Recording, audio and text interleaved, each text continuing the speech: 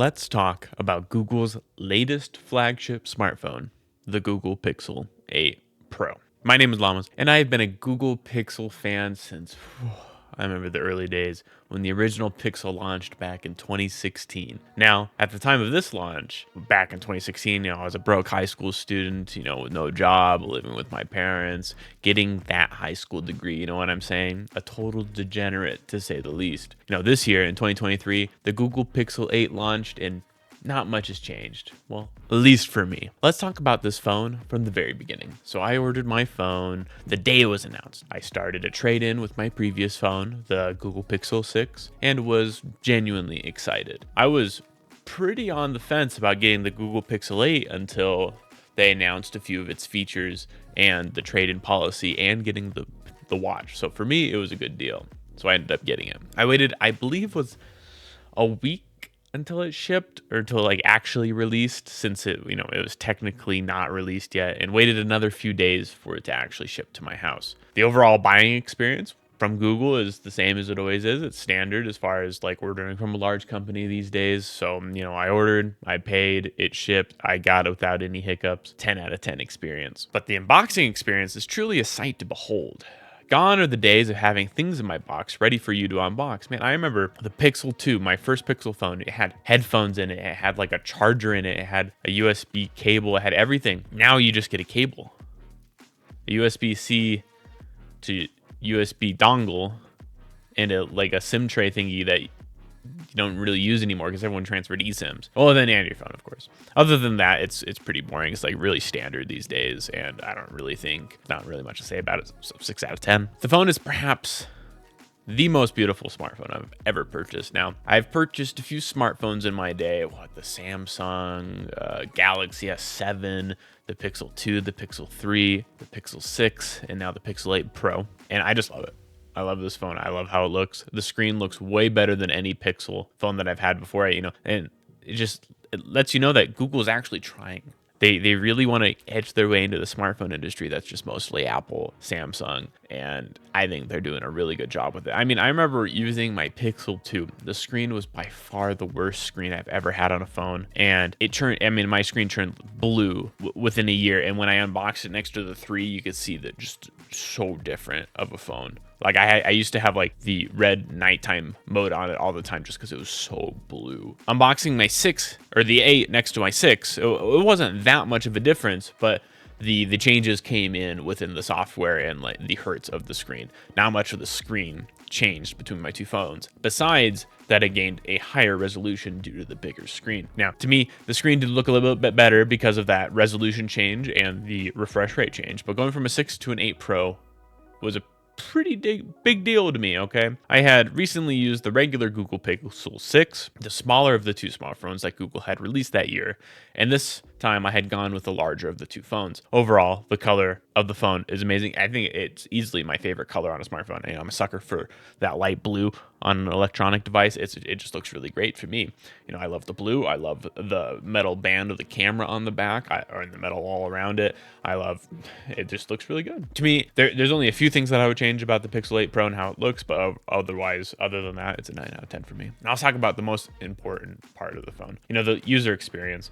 Surprisingly, this isn't the most smooth Pixel phone that I have used, despite it being the newest. I've actually had my fair share of bugs, screen issues, slow response times, unlocking issues, and many others to boot. I haven't really had trouble with the face locking itself. I pull it up, it unlocks instantly. It works really well with my apps that need a password or a fingerprint or a face unlock. It actually works quite well. The problem that I get is sometimes when I unlock the screen with sometimes face unlock, or sometimes when it's doing both the face and the finger at the same time, it refuses to do anything. It's almost like the screen is still in sleep mode or the always on display, and it doesn't want to do anything with my inputs, and I have to turn off the phone, turn it back on, click power back on, and then it'll work fine usually.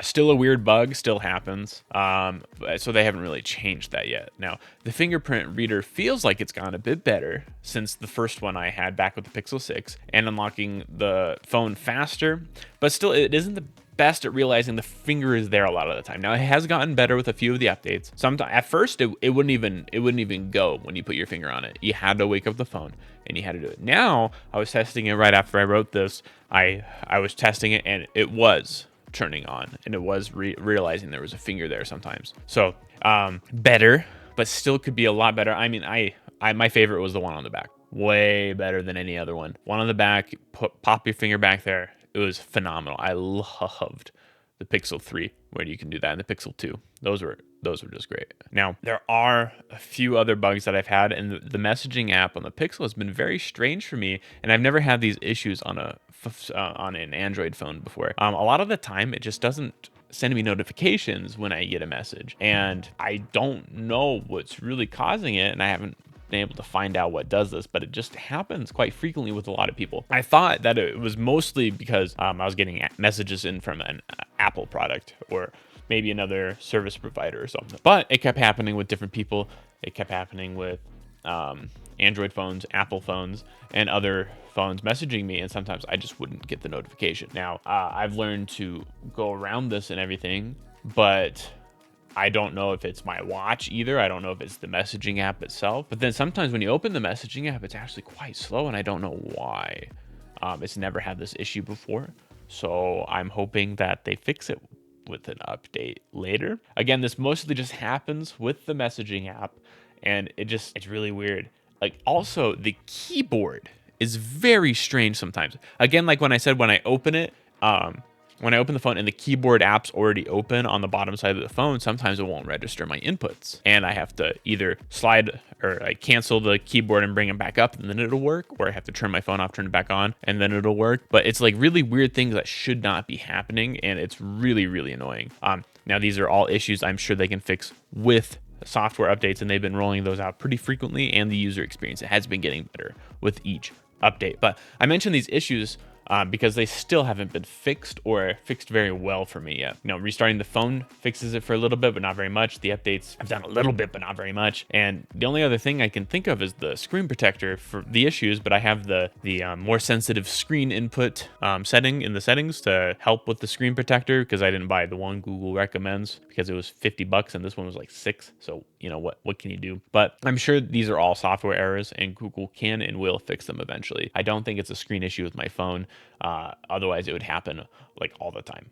This isn't really a horrible experience. It's just like every once in a while it pops up, and I've already gotten used to it to where I just pop it out and I just do the fix for it. But you shouldn't have to do that, is my problem with it. So not my best software experience with all the Pixel phones and the stock Android experience, but still stock Android is way better than almost every other Android out there. So I would overall still give it a 7 out of 10. Google Silicon. Now this is the Google Tensor 3, the third chipset of Google's own silicon put into a smartphone. Overall, it's just not as good as what you'd hope for in the third iteration of a phone's silicon, but not terrible. It still works with the phone, but when you compare it next to Apple's flagship chip that they have in their smartphone, it's just like, why can't we have the M3 chip in my phone, right?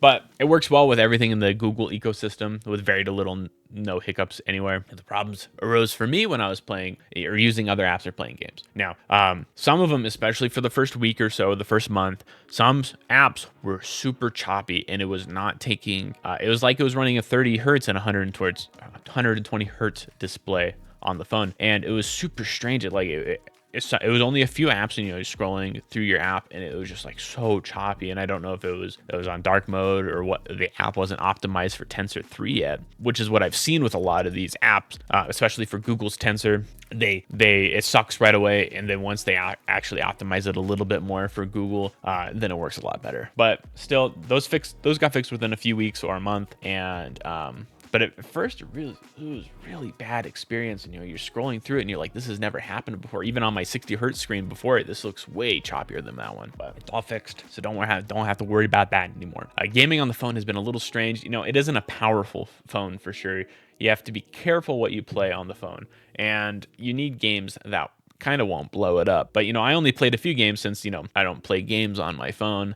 Only like when I'm extremely bored out doing something, and I I don't have anything else with me and I have to sit there for like an hour, But, games that came out a few years ago run absolutely fine, running Balloons, running some other games that came out a few years ago, like the tower defense games I like to play, ran fine. But like once you get into the newer games, like the loading screens are a little bit longer, didn't run as well as you thought it would, But it's as they get that Google Tensor more optimized for these games, and the game's optimized for the Tensor, it will run a lot better. That's what we've seen with the Tensor 2. It ran better on the Tensor 2 than the Tensor 3, or it ran better on the 1 than the 2 because it was optimized for the previous one and not for the newest one yet, even though it was stronger. So I'm sure that those will get a lot better, so you don't really have to worry about that. If you really want to play video games on a smartphone, this is not the phone for you. Go buy an Apple phone with the strongest processor in a phone. As simple as that. So since I don't play much, it doesn't bother me, but it did get better with the updates, so I do have to give it an 8 out of 10 because the updates truly made it a 10 out of 10 experience, but the before brought it down a little bit. I'm still happy I switched over to this phone from my Pixel 6. I do think that the form factor of the Pro phone isn't the best for my hands. I have small little baby hands, but I do enjoy having a larger phone screen for when I use apps or watch videos. I don't regret switching, but I am a Google fanboy, so what do you know? I would recommend for people who are hesitant to buy a Pixel phone on release, just don't. Wait a little bit for Google to iron out all the issues and have a sale on the phone that is likely happening within a week to a month since it's releasing so close to the holiday season. Just right now you can get like $200 off. Before they did have a really good launch one where you can get the Pixel Watch or the earbuds for free, and we'll have videos on those ones later. I wanted to talk about the first one, but if you do not like these bugs, if you want it to be a perfect experience right out of the box, do not buy the new phone of a Pixel lineup. Give them some time to do some software updates, and then it'll be the experience that it should have been right off the bat. Now, I thought of many times about switching over to a new phone manufacturer. I've been the Pixel from the 2, the 3, the 6, and the 8 now, and I've given Apple some thought, OnePlus a thought.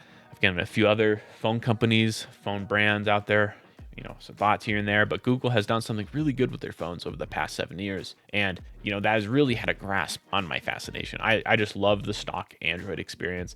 I love these phones, and I only hope for the best in the future of these Google smartphones. And, daily driving this Google Pixel 8 Pro for the last few months, I would give this phone an overall 8 out of 10. With the new software updates, bringing it higher up, but I still have to recognize that early experience just wasn't what it should have been. Now, I didn't touch a lot on these, like a lot of the selling points of this phone. Like, I didn't talk about like the colors of the phone, the screen, how beautiful it looks, the picture quality, which is the best I've ever taken on any phone.